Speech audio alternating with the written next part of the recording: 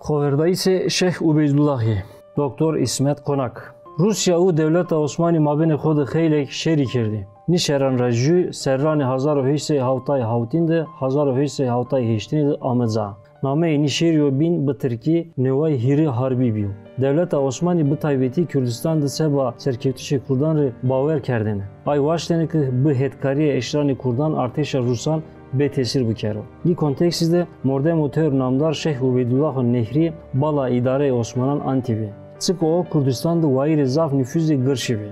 Bi xwe girêdayiyê terîqatê Nakşibendî bî. Nîsemê dira îdareyê Tirkan planê xebitnayîsê Mûridanê ê kerdine.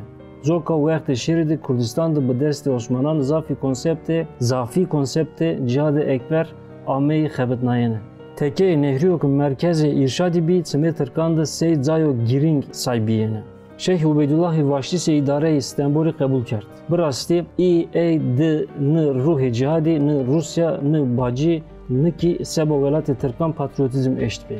Ê waştenê ki mordemanê xwe yê Kurdan sayeyê çêrî çekdar bikero û înan verba Devleta Osmanî xweverdayîsekê tesîrdarê rê amade bikero. Şeyxî goreyê planê xwe colemerk botan û Îran ra xeylek milîş dayare. La hêzanê Şeyh Ubeydullahî şer de qet nêwaştên pêrode.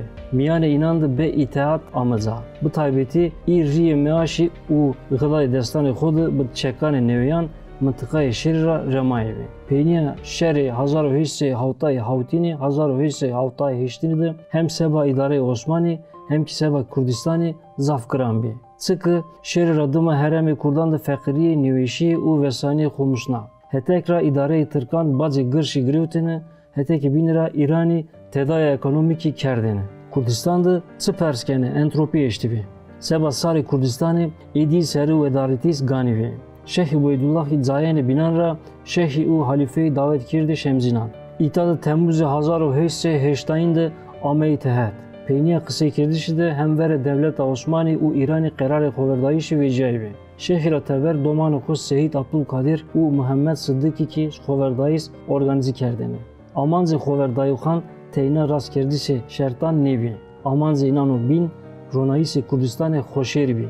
Çiki Şeyh Ubeydullahî mektuba xwe ya ki pancînê teşrîna verenê 1880 de misyonerê Amerîkayê Doktor Cohranî re Rûsnayê bi vatêne ki Kurdî 5,000 û binê bandola devletanê bînan nêwazene bicivî. Şeyhî waştene ki Devleta Kurdan rona. Şeyh Ubeydullah zanene ki bi hêdkariya dînamîkanê xêrîbiyan serkevtîş nebeno. Nî konteksî de İngilîzan re tayî mektubî nûştî. La inan Şeyh ile cevabı negatif ta. Sıkı şerê neway hirên ra nat İngilistanê Devleta Osmanî girêwtî bi binê tesîrê xwe. Mabênê înan de çarînê Hazirana 1800 hewtayê hêştinê de peymana Qibrîşya ki kontrolê giravî dayên İnglistan ameyê imza kerdane. Na peyman ra têpiya îdareyê Tirkan girêdayiyê İngilistanê bî. Yani Devleta Osmanî sey vassalûs ku tu binê destê İngilîzan. Nîsemê dira İdareyê İngilistanê newaşt vassalûs sê xwe vîndê bikero. No dem jû dînamîko bîno hêzdar eşt bî. Rusyakî xêlê bala Şeyhî antene. Bir raştî Şeyhî Rusyarê zaver bawer kerdine. Heta ê wîna vatî be. Hetekê şerî di findertene, hetekê lûyê de finderten ra rindero. Şeyh Ubeydullahî seba hêdkariya Wisar 1880 jûyînê de mordemê xwe yê nêjdî Muhammed Saîd Efendiyê ardım kerdoxê konsolosê Rusyayê wanê Kamsarakanî re Rûsnayê bê. Labelê netîceyek pozitif negirêwtibê. Kamsarakanî derheqê nî pêvînayîşê de sersefrê Rusyayê Stenbolê Novikov xeberdar kerd. Novikovî nêjdî biyayîsê Kamsarakanî tesdîq kerd û papeştîs bi Şeyxî qet pêşniyazî nekerd. Rusya newaştene serî wedaretîs heta Îranî vila bibo. Çiki mabênê nî dî devletan de ki tekilliyê rindî eştî bê. O ki İnglistan dismenê Rusya bî. La ay xweverdayîsê Kurdan re ardım nekerd.